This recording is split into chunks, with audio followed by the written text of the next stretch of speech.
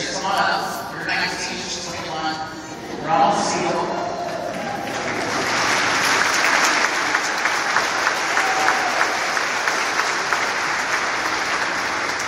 So I'd like to invite the assembly that we stand and extend both hands in prayer for our sisters.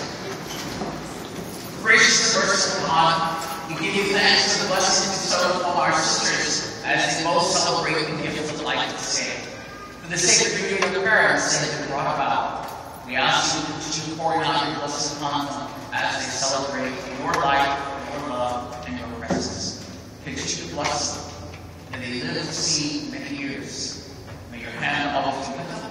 May our blessed Lord always have your presence. Bless and protect them and keep them nourished under your care.